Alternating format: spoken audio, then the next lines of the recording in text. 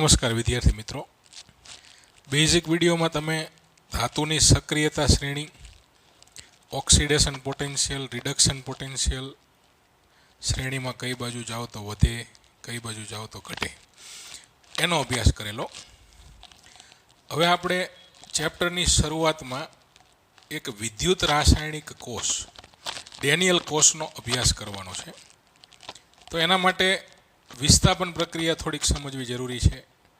આ શ્રેણી તમે જે શીખેલા અહીંયા લખેલી છે, એમાં એક ચેન્જીસ આવતો સોડિયમ અને કેલ્શિયમ, કેલ્શિયમ આગળ અને સોડિયમ પાછળ. આગળ તમે લિથિયમ એડ કરી શકો. તમારી ઈએમએફ શ્રેણીમાં લિથિયમ છે એ સાવ તળિયે નીચે આવશે, અને જમણી બાજુ જાઓ એટલે આગળ અધાતુઓ આવશે અને સૌથી છેલ્લે ફ્લોરિનનો સમાવેશ થશે. હવે શું શીખેલા તમે એની જરાક એકાદ મિનિટમાં વાત કરીએ તો હાઇડ્રોજનનો તમે ઓક્સિડેશન અને રિડક્શન બંને પોટેન્શિયલ 0 સ્વીકારેલા હતા. જમણી બાજુ જાઓ, કાટ લાગવાની શક્યતા ઓછી, મતલબ આપણે એવું કહેતા કે ઓક્સિડેશન પોટેન્શિયલ છે એ ઘટશે અને રિડક્શન પોટેન્શિયલ વધશે.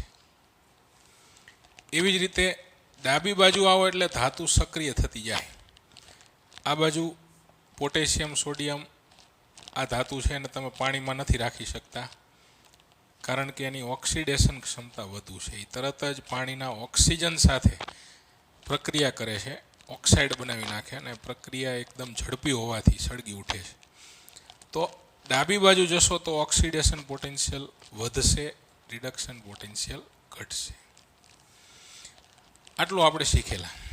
હવે વિસ્થાપન પ્રક્રિયાની વાત કરીએ તો વિસ્થાપન પ્રક્રિયાના એક બે ઉદાહરણ લેવા છે આપણે, ત્યારબાદ આપણે વિદ્યુત રાસાયણિક કોષ સ્ટાર્ટ કરી શકીએ. ફોર એક્ઝામ્પલ, આપણને એવું પૂછે કે CaO પ્લસ Mg અને MgO પ્લસ Ca. હવે આ તમે ધોરણ 9 અને 10માં અભ્યાસ કરેલો. હવે આ બંનેમાંથી કઈ પ્રક્રિયા થશે અને કઈ પ્રક્રિયા નહીં થાય, તો એના માટે આપણે જે ઋણાયન છે એ દર વખતે ચેન્જ થતા જશે. ઋણાયનને આપણે નાસ્તો કહી દઈશું. કેલ્શિયમ અને મેગ્નેશિયમ આ બેમાં વધુ સક્રિય કઈ, તો કેલ્શિયમ. એને આપણે મજબૂત ધાતુ ગણી, મેગ્નેશિયમને નબળી ગણી. હવે અહીંયા જે નાસ્તો છે એ કોની પાસે છે? કેલ્શિયમ પાસે. કેલ્શિયમ મતલબ મજબૂત ધાતુ, તો આ નબળો છે. નબળો આનો મજબૂતનો નાસ્તો છીનવી શકશે નહીં, એટલે આ પહેલી પ્રક્રિયા થઈ શકશે નહીં. જ્યારે બીજી પ્રક્રિયામાં નાસ્તો મેગ્નેશિયમ પાસે છે. હવે મેગ્નેશિયમ નબળી ધાતુ કહેવાય, કેલ્શિયમ મજબૂત, તો એનો નાસ્તો મતલબ ઋણાયન છીનવી લે એટલે CaO પ્લસ Mg આવી પ્રક્રિયા થશે. આવા અન્ય ઉદાહરણ પણ વિચારી શકાય કે બીજું એક ઉદાહરણ આપણે વિચારી,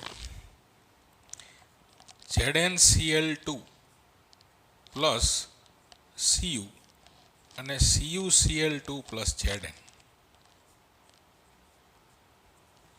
હવે આ બેમાંથી કઈ પ્રક્રિયા થશે? હવે ઝીંક અને કોપરની વાત કરો. મજબૂત એટલે કે સક્રિય છે ઝીંક. હવે અહીંયા નાસ્તો મતલબ ક્લોરિન આયન ઝીંક મજબૂત પાસે છે, તો આ નબળો છે. નબળો એ નાસ્તો છીનવી શકશે નહીં.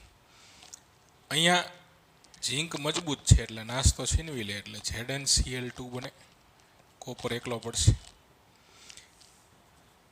આવી જ રીતે અન્ય એક ઉદાહરણ વિચારી,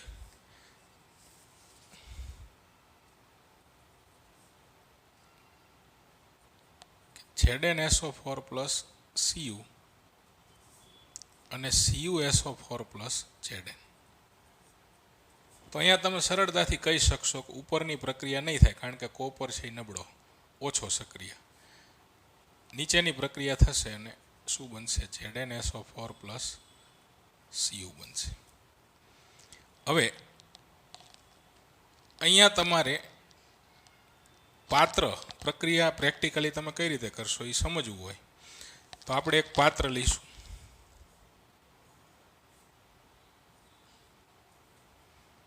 આ પાત્રમાં CuSO4 નું દ્રાવણ ભરી દઈશું. અને એમાં એક ઝીંકની પટ્ટી ડૂબાડી દઈશું.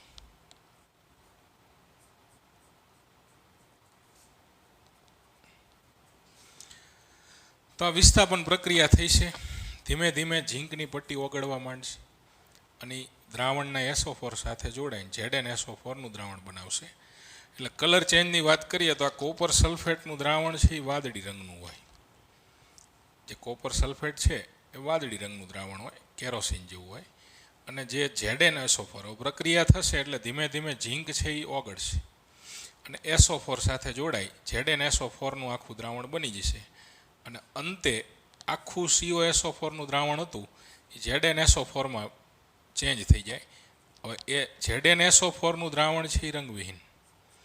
એટલે તમે પ્રેક્ટિકલી જોઈ શકશો કે પહેલાં જે દ્રાવણ વાદળી રંગનું હતું એ હવે રંગવિહીન બની જશે. હવે આ પ્રક્રિયા થશે, આ વિસ્થાપન પ્રક્રિયા થાય છે, પણ આ જ વિસ્થાપન પ્રક્રિયા છે એમાં તમારે વિદ્યુત પેદા કરવું. પ્રક્રિયા તો અહીંયા થાય. અર્ધ પ્રક્રિયાની વાત કરીએ તો અહીંયા કોપર સલ્ફેટ છે CuSO4. હવે CuSO4 શેમાં કન્વર્ટ થાય છે? Cuમાં. એટલે અર્ધ પ્રક્રિયાની વાત કરીએ તો અહીંયા શું કહી શકાય કે CuSO4 એમાંથી Cu બને છે. બીજી ભાષામાં વાત કરીએ CuSO4માં Cu+2 છે એ શેમાં કન્વર્ટ થાય છે? Cu. તો અહીંયા 2 ઇલેક્ટ્રોન મૂકવા પડે, +2 -2 0 સામે 0. મતલબ આ કઈ પ્રક્રિયા થઈ? કોપરનો ઓક્સિડેશનાંક 2 હતો એમાંથી 0 થયો. એટલે ઓક્સિડેશનાંક ઘટ્યો. તો અગાઉ વાત થઈ આપણે ઓક્સિડેશનાંક ઘટે તો એને રિડક્શન પ્રક્રિયા કહેવાય. એવી જ રીતે બીજી અર્ધ પ્રક્રિયા કઈ થઈ? ZnSO4માંથી Zn. એટલે આ પ્રક્રિયાને પણ ZnSO4માં Znનો વીજભાર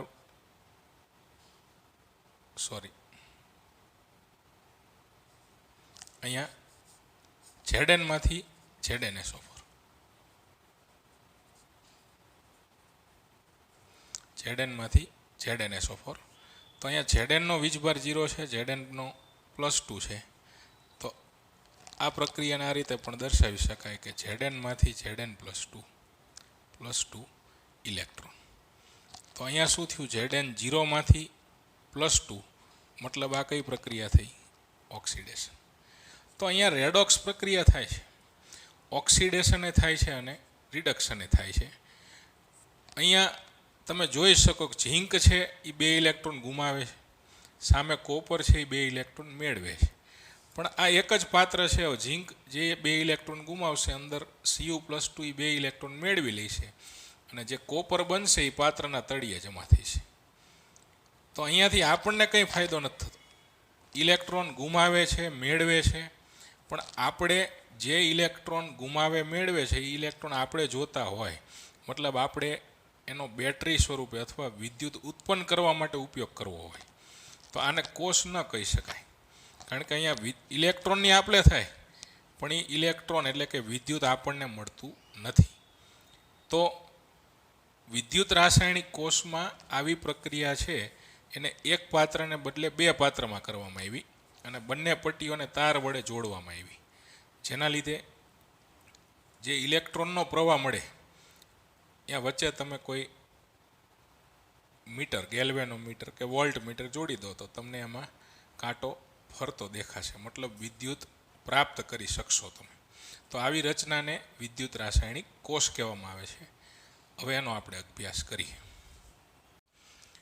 હવે હાલમાં જે આપણે એક પાત્રમાં જે પ્રક્રિયા કરેલી કે અહીંયા આપણે કોપર સલ્ફેટના દ્રાવણમાં ઝીંકને ડૂબાડેલો અને બંને વચ્ચે વિસ્થાપન પ્રક્રિયા કરી. હવે આ જ પ્રક્રિયા 2 પાત્રમાં, 2 અલગ અલગ પાત્રની મદદથી કરવી હોય તો કેવી રીતે શક્ય બને? તો એના માટે આપણે અહીંયા એક ઝીંકની પટ્ટી છે અને ZnSO4ના દ્રાવણમાં ડૂબાડી છે અને આ બાજુ કોપરની પટ્ટીને CuSO4ના દ્રાવણમાં ડૂબાડી. બંનેને આપણે એક તાંબાના તાર વડે જોડી દીધા એટલે બંને વચ્ચે સંપર્ક થઈ ગયો. હવે પ્રક્રિયા શું થાય? સક્રિયતા શ્રેણી પ્રમાણે સક્રિયતા કોની વધારે, કોપરની કે ઝીંકની? તો કે ઝીંકની. ઝીંક ડાબી બાજુ છે એટલે ઝીંકનું શું થશે? ઓક્સિડેશન. એટલે આ બાજુ ઓક્સિડેશન અનુભવે ઝીંક, અને કોપર છે એની ઓક્સિડેશન ક્ષમતા ઝીંક કરતાં ઓછી પણ રિડક્શન ક્ષમતા વધુ, એટલે કોપરનું રિડક્શન થાય. હવે આપણને ખ્યાલ છે કે જેના પર ઓક્સિડેશન થાય એને એનોડ કહેવાય. તો આ બાજુ જે પટ્ટી છે એ એનોડ તરીકે વર્તે અને આ બાજુની પટ્ટી કેથોડ તરીકે વર્તે. ઓકે, તો એનોડ કેથોડ બે પાત્ર. હવે પ્રક્રિયા શું થાય? હવે અહીંયા ઝીંકનું ઓક્સિડેશન થાય. ZnSO4 નું દ્રાવણ છે એટલે આપણે એવું કહી શકીએ કે દ્રાવણમાં Zn+2 અને SO4-2 ના આયનો હશે, અને આ બાજુ Cu+2 અને SO4-2 ના આયનો હશે. તો અહીંયા બે વસ્તુ, એક ઝીંક છે, એક Zn+2.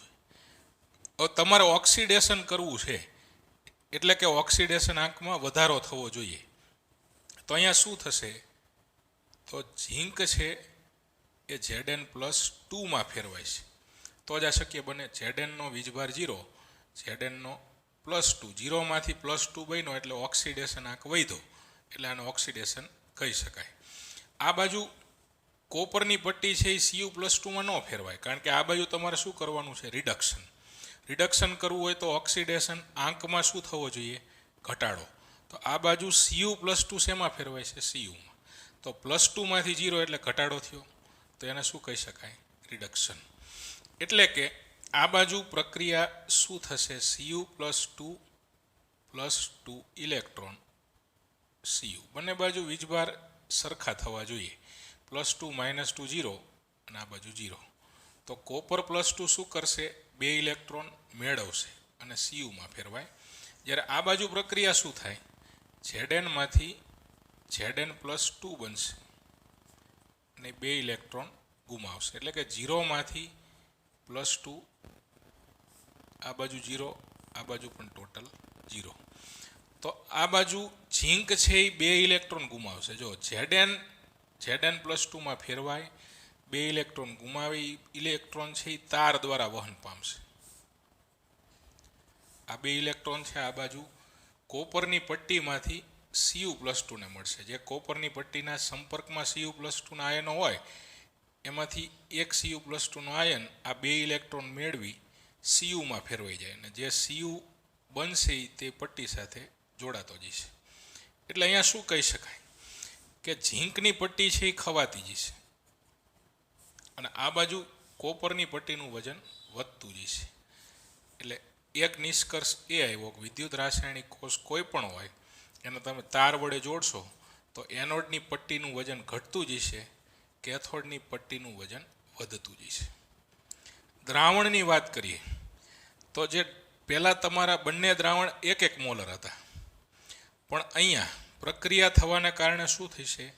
એનોડમાં Zn+2 ઉમેરાતા જશે, દ્રાવ્ય ઉમેરાતું જાય એટલે આ બાજુ સાંદ્રતા વધતી જશે, આ બાજુ સાંદ્રતા ઘટતી જશે, કારણ કે અહીંયા Cu+2 વપરાય. તો અહીંયા બે વસ્તુ થઈ કે એનોડની પટ્ટીનું વજન ઘટ્યું પણ સામે દ્રાવણની સાંદ્રતા વધી. આ બાજુ કેથોડની પટ્ટીનું વજન વધશે પણ દ્રાવણની સાંદ્રતા ઘટતી જશે. હવે જો આ કોષને તમારે સતત ને સતત ચાલુ રાખો, અહીંયા તમને વોલ્ટેજ મળે. અહીંયા તમે તાર જે છે એની વચ્ચે કોઈ મીટર લગાડી દો, ધારો કે વોલ્ટ મીટર લગાડી દઈશો તો અહીંયા આ કોષનો વોલ્ટેજ 1.10 વોલ્ટ છે એ તમને મળશે. જે આગળ તમને ખ્યાલ આવશે 1.10 કેવી રીતે આવ્યો. પ્રવાહની દિશા આ બાજુ મળશે. વોલ્ટ મીટર છે એ તમને ખાલી વોલ્ટેજ આપશે. એ સિવાય એક ગેલ્વેનોમીટર આવે. ગેલ્વેનોમીટર માત્ર દિશા જ આપશે કે ભાઈ આ બાજુ, હવે કાંટો આ બાજુ હોય એટલે ખ્યાલ આવે કે આ બાજુથી પ્રવાહ આ બાજુ જાય, એટલે આ એનોડ અને આ કેથોડ. તો ગેલ્વેનોમીટર માત્ર દિશા આપે, વોલ્ટ મીટર છે એ માત્ર વોલ્ટેજ એટલે કે મૂલ્ય આપે. હવે પોટેન્શિયોમીટર વપરાય. હાલમાં આપણે પોટેન્શિયોમીટરનો ઉપયોગ કરીએ છીએ કે જે તમને ચોક્કસ પોટેન્શિયલ આપશે. તો આ થઈ પોટેન્શિયોમીટરની વાત. વોલ્ટેજ મળશે, પણ શું 1.10 વોલ્ટ સતત ને સતત આપણને મળશે? તો કે ના. તો આ 1.10 વોલ્ટ તમારે સતત ને સતત મેળવવા હોય તો શું કરવું પડે? તો અહીંયા એક તો અંદાજ આવવો જોઈએ આપણને કે ભાઈ તમે કોષ ચાલુ રાખશો તો આ બાજુ ઝીંકની પટ્ટી ખવાય છે, એટલે તમારે એક તો શું કરવું પડશે? તો એક તમારે કોષને જો સતત ચાલુ રાખવો હોય તો પહેલો મુદ્દો કે એનોડની જે પટ્ટી છે એને બદલતી રહેવી પડે. તો એક એનોડની પટ્ટી તમારે બદલતી રહેવી પડશે. બીજું સામે તો કે દ્રાવણની સાંદ્રતા ઘટે છે, એટલે બીજો મુદ્દો તો કેથોડના પાત્રનું દ્રાવણ ઉમેરતું રહેવું પડે. તો આ બાજુ તમે નવી પટ્ટી ઉમેરતા જાઓ અને આ બાજુ દ્રાવણ ઉમેરતા જાઓ તો શું પ્રક્રિયા ચાલુ રહેશે? તો તમને લાગશે કે હા, તો પ્રક્રિયા ચાલુ રહેશે. પણ અહીંયા એક બીજો પ્રશ્ન ઊભો થાય કે શરૂઆતમાં તમે 1 મોલર દ્રાવણ લીધેલું, હવે 1 મોલ એટલે તો આમ તો 6.022 × 10⁻23 આયનો હોય, પણ આપણે સરળતા માટે એવું કહીએ કે બે બાજુ 3 આયનો છે, 3 ZnSO4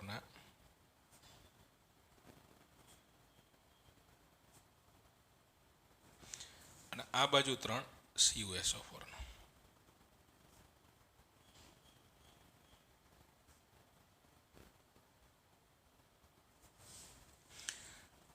આમ તો 1 મોલ એટલે ઘણા બધા થાય, પણ આપણે ઉદાહરણ પૂરતા એવું લઈ કે બંને બાજુ 3 મોલ આયનો છે. હવે એનોડ અને કેથોડની પટ્ટીનો વીજભાર શું હશે એ જરાક પહેલાં વિચારી લઈ. 10મા ધોરણમાં તમે વિદ્યુત વિભાજન કોષ ભણતા એમાં એનોડનો પ્લસ આવતો, પણ અહીંયા એનોડનો માઇનસ વીજભાર આવશે અને કેથોડનો પ્લસ આવશે. કેવી રીતે સમજવું હોય તો ઇઝીલી તમે સમજી શકો કે આ બાજુ ઇલેક્ટ્રોન આકર્ષાય છે. હવે ઇલેક્ટ્રોનનો વીજભાર માઇનસ હોય, આ બાજુ ઇલેક્ટ્રોન કેથોડ તરફ ઇલેક્ટ્રોન આકર્ષાય છે, તો કેથોડનો વીજભાર શું હોવો જોઈએ? તો કે પ્લસ. આ બાજુ ઇલેક્ટ્રોનનું અપાકર્ષણ થાય તો માઇનસ હોય, એનોડનો વીજભાર માઇનસ હોય તો જ ઇલેક્ટ્રોનનું શું થાય? અપાકર્ષણ. હવે અહીંયા પ્રક્રિયા શું થાય છે? ધારો કે એક ઝીંક Zn+2 ફેરવાય તો એક Zn+2 બન્યો એટલે એ શું કરશે? 2 ઇલેક્ટ્રોન ગુમાવશે. હવે 2 ઇલેક્ટ્રોન તાર દ્વારા સામે જશે. સામે શું થશે? એક Cu+2 વપરાય છે, એ 2 ઇલેક્ટ્રોન મેળવશે અને Cu ફેરવાઈ જશે. ચાલો, એવી જ રીતે બીજો Zn+2 બનશે તો સામે પાછો એક Cu+2 વપરાય છે, પાછો Zn+2 બનશે, પાછો Cu+2. તો એક સમયે આ બાજુ Cu+2 પૂરા થઈ જશે. હવે તમે એમ કહેશો કે તમે કેથોડના પાત્રમાં દ્રાવણ ઉમેરી દો તો પાછા Cu+2 મળી જાય. ઓકે, પણ અહીંયા પહેલા વીજભાર 0 હતો બંને બાજુ. હવે વીજભારનું શું થયું? આ બાજુ ધન વીજભાર વધી ગયો, આ બાજુ ઋણ વીજભાર વધી ગયો. જો આવું ને આવું ચાલુ રહે, આ બાજુ ઋણ વીજભાર વધી જાય તો ઇલેક્ટ્રોનને અહીંયા આવવામાં મુશ્કેલી પડે, કારણ કે માઇનસ અને માઇનસ વચ્ચે શું થાય? અપાકર્ષણ થાય. અને એવી જ રીતે જો આ બાજુ પ્લસ વીજભાર વધી જાય તો પ્લસ વીજભાર વધી જાય તો એ પ્લસ વીજભાર શું કરશે? ઇલેક્ટ્રોનને ખેંચી રાખશે. તો અહીંયાથી ઇલેક્ટ્રોન નીકળવામાં મુશ્કેલી પડશે અને આ બાજુ ઇલેક્ટ્રોન પહોંચવામાં મુશ્કેલી પડશે. તો ત્રીજો મુદ્દો એક છે અગત્યનો કે બંને બાજુ દ્રાવણમાં વિદ્યુત તટસ્થતા જળવાવી જોઈએ. પહેલા જે વીજભાર 0 હતો એ વીજભાર 0 જળવાય તો જ આ પ્રક્રિયા સરળતાથી થાય. જો આવી ઘટના ઘટે પ્લસ માઇનસ તો પ્રક્રિયા ધીમે ધીમે ઓછી થાય, મતલબ આ વોલ્ટેજ ધીમે ધીમે ઓછો થતો જાય અને એક સમયે આ પ્રક્રિયા જે છે એ અટકાઈ જશે. તો એ અટકાવવા ન દેવી હોય તો આ બે વસ્તુ તો કરવી જ પડશે. સાથે સાથે વિદ્યુત તટસ્થતા જાળવવી પડશે અને વિદ્યુત તટસ્થતા જાળવવા માટે તમારે ક્ષાર સેતુનો ઉપયોગ કરવો પડશે. તો ક્ષાર સેતુ છે એક ઊંધી યુ આકારની કાચની નળી લેવામાં આવે. આ નળીને તમે બંને બાજુ દ્રાવણમાં ડૂબાડી દેશો. આ ક્ષાર સેતુમાં બે દ્રાવણ જનરલી ભરવામાં આવે છે, KNO3 અને NH4NO3. આ બંનેમાંથી કોઈ પણ દ્રાવણ વાપરી શકાય. KNO3 વાપરી શકાય અથવા NH4NO3, પોટેશિયમ નાઇટ્રેટ અથવા એમોનિયમ નાઇટ્રેટ. એ દ્રાવણ ભરી આ બાજુ એક ગ્લાસ વૂલ ભૂમડા જેવું ગ્લાસ વૂલ આવશે, એ બંધ કરી દઈશું એટલે એ ક્ષાર સેતુનું દ્રાવણ છે એ નીકળી ના જાય. તો આ KNO3 ભરવાથી શું થશે, તો કેવી રીતે વિદ્યુત તટસ્થતા જાળવશે, તો એ સમજવાનો પ્રયત્ન કરી. તો આ બાજુ વધારાના SO4-2 આયનો છે, જ્યારે આ બાજુ વધારાના Zn+2 આયનો છે. તો આ ક્ષાર સેતુ કેવી રીતે કાર્ય કરશે એને આપણે જરાક અલગથી સમજવાનો પ્રયત્ન કરીએ. KNO3 મતલબ આમાં K+ અને NO3- આયનો હતા. હવે આ બાજુ દ્રાવણમાં SO4-2 આયનો હતા જે અંદર પ્રવેશે અને K+ સાથે જોડાય. એટલે આ બાજુ શું બનતું જશે, K2SO4. એટલે ક્ષાર સેતુમાં જો તમે KNO3 લેશો તો SO4 દાખલ થશે અને K સાથે જોડી K2SO4 બનાવતું જશે. હવે આ NO3 જે છે, NO3- એ આ બાજુ આકર્ષે, કારણ કે આ બાજુ દ્રાવણનો વીજભાર શું હતો, પ્લસ. હવે આ જે K2SO4 બનતો જાય, હવે આ K2SO4 છે એ વધતો જશે દ્રાવણ એનું, અને આગળ જતા અહીંયા બીજું શું બની શકે, ZnNO3 સાથે જોડાય તો ZnNO3 ટ્વાઇસ બની શકે. હવે અહીંયા એવું પણ બને K2SO4 નું દ્રાવણ આ બાજુ જાય, એમાંથી K જે છે એ ફરી NO3 સાથે જોડી જાય અને SO4 છે એ આ બાજુ Zn સાથે જોડી જાય તો ZnSO4 બની જાય. એટલે વળી જે ZnSO4 અહીંયાથી દૂર થયો તો એ ZnSO4 પાછો મળશે. મતલબ અહીંયા SO4-2 જે SO4-2 ની ખામી હતી અને આ બાજુ SO4-2 વધારાના હતા. આ વધારાના SO4-2 ક્ષાર સેતુ દ્વારા આ બાજુ પહોંચી શકે. એટલે શું થવાનું, Zn+2 જેટલા છે એટલા SO4-2 જોડાઈ જાય, એટલે આ બાજુનું દ્રાવણ વીજભાર રહિત એટલે કે તટસ્થ બની જાય, અને આ બાજુથી એટલા જ SO4 નીકળી ગયા એટલે આ બાજુનું દ્રાવણ પણ વીજભાર રહિત તટસ્થ બનશે. હવે અહીંયા બંને જો દ્રાવણો બને તો એ બંને વચ્ચે પ્રક્રિયા થાય. પ્રક્રિયા શું થાય, K2SO4 + ZnNO3 ટ્વાઇસ. આ બંનેની પ્રક્રિયા થાય, K સાથે NO3 જોડાઈ જાય એટલે ફરી પાછા KNO3 મળે, અને ZnSO4 સાથે જોડાય એટલે ફરી પાછો ZnSO4 આ પાત્રમાં મળી જશે. તો આ ક્ષાર સેતુ જોડવાનો ફાયદો શું, તો એ બંને બાજુના દ્રાવણના વીજભાર જીરો જાળવી રાખશે, તટસ્થ જાળવી રાખશે. તો આવી રીતે ક્ષાર સેતુ વાપરી તમે તટસ્થતા જાળવશો. તો આ થયો આખો વિદ્યુત રાસાયણિક કોષ અથવા ગેલ્વેનિક કોષ અથવા વોલ્ટેઇક કોષ. હવે આવા પ્રકારના કોષોને આ 3 નામ અપાય, પણ આ કોષનું નામ છે ડેનિયલ કોષ. જે ડેનિયલ વૈજ્ઞાનિકે સંશોધન કર્યું હતું, એટલે ડેનિયલ કોષ કોને કહેવાનો કે એમાં એનોડ તરીકે ઝીંકની પટ્ટી હોવી જરૂરી છે અને કેથોડ તરીકે કોપરની પટ્ટી હોવી જરૂરી છે, તો જ આને ડેનિયલ કોષ કહી શકાય. હવે તમે અલગ અલગ પટ્ટી વાપરી શકો પણ એને ડેનિયલ ન કહેવાય, એને વિદ્યુત રાસાયણિક કોષ કહેવાય, ગેલ્વેનિક કોષ કહેવાય અથવા વોલ્ટેઇક કોષ કહેવાય. તો આ વિદ્યુત રાસાયણિક કોષનો મુખ્ય ઉદ્દેશ્ય શું છે, તો કે એનોડ અને કેથોડની જે પ્રક્રિયા થાય, રાસાયણિક પ્રક્રિયા થાય છે, એ રાસાયણિક પ્રક્રિયા કરવાની અને વિદ્યુત ઉત્પન્ન કરવાનું, એટલે કે રાસાયણિક ઉર્જાનું રૂપાંતરણ વિદ્યુત ઉર્જામાં કરવાનું. તો આ થયો ડેનિયલ કોષ. હવે કોષને કેવી રીતે દર્શાવી શકાય, આ સિવાયના અલગ અલગ આપણે કોષ લઈ તે ઉદાહરણ સમજીશું. ધન્યવાદ.